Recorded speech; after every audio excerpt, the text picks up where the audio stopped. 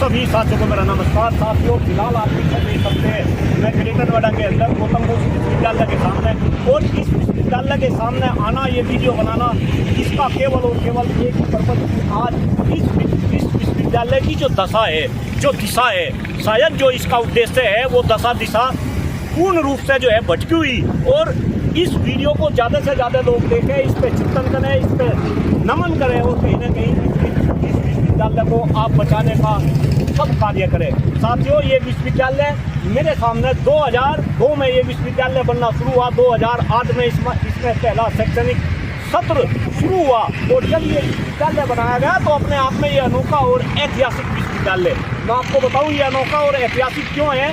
आप देखिएगा, लगभग 3000 करोड़ की लागत से ये विश्वविद्यालय बना। उस समय प्रदेश के अंदर मायावती जी की जो सरकार थी, मायावती जी का ये ड्रीम प्रोजेक्ट था। कहीं ना कहीं कई सारे ड्रीम प्रोजेक्ट थे, उनमें से एक ये गौतम बुद्ध विश्वविद्यालय का प्रोजेक्ट। और कहीं ना कहीं ये सोच रही होगी कि सरकारी विश्वविद्यालय वो बनाएंगी और यहाँ पे गरीब के बच्चे पढ़ेंगे। यही कारण है कि ये इस विश्वविद्यालय के अंदर जो चांसलर है, वो चांसलर दूसरे विश्वविद्यालयों के अंदर राज्यपाल होते हैं, लेकिन ये स्पेशल विश्वविद्यालय कि इसके चांसलर हमेशा प्रदेश के मुख्यमंत्री।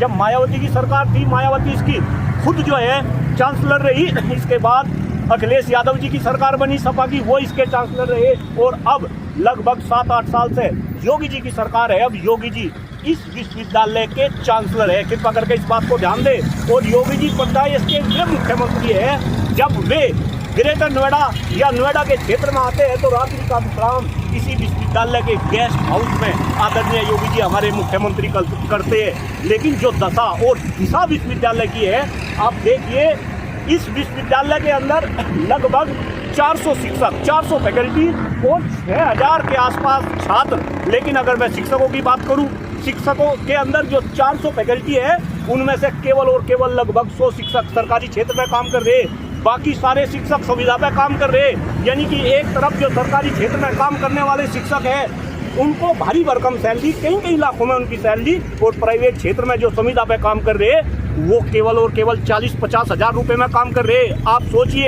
एक डिपार्टमेंट के अंदर अगर 50 प्रोफेसर है और उनमें से 5 प्रोफेसर को 2 लाख 3 लाख तनख्वाह मिल रही, और जो 50 से आप 40 प्रोफेसर को उनमें जो है 40,000 रुपये तनख्वाह मिल रही। क्यों भाई, कैसा काम चलेगा? क्यों ऐसा काम कर रहे? इसके बाद आप यहाँ पे देखिए, इस विश्वविद्यालय की एक खासियत है, इस विश्वविद्यालय के अंदर समय समय पर आपको यौन उत्पीड़न के मामले जो है नजर आएंगे।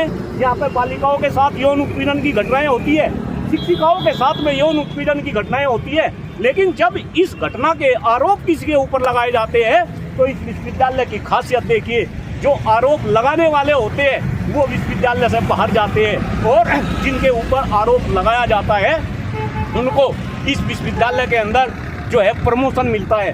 डॉक्टर कुलदीप मलिक जो बोल रहा, पूरी गंभीरता के साथ बोल रहा, कोई भी इंसान इस बात के ऊपर मेरे को चैलेंज कर सकता है, मैं उसका चैलेंज स्वीकार कर रहा। आप इस विश्वविद्यालय के अंदर जो इंफ्रास्ट्रक्चर, डॉक्टर कुलदीप मलिक को शिक्षा क्षेत्र में लगभग 23-24 साल का अनुभव है, जैसा इंफ्रास्ट्रक्चर इस विश्वविद्यालय का बनाया गया, ये तो वर्ल्ड क्लास इंफ्रास्ट्रक्चर है। लेकिन आज इस इंफ्रास्ट्रक्चर के भी कितने बुरे हाल है।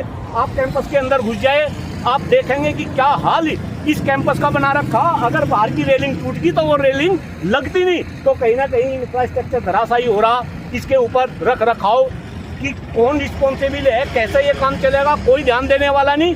इसके अलावा जो नियमितताएं है, जो समस्याएं हैं, उन समस्याओं को लेकर कहीं ना कहीं समय समय पे आवाज़ उठती रहती है, लेकिन इसके ऊपर कोई ध्यान नहीं देता। पैसे कई लेन देन के ऊपर भी कई बार समाचार पत्रों में हमें पढ़ने को मिलता है, लेकिन उसके ऊपर कोई ध्यान नहीं देता।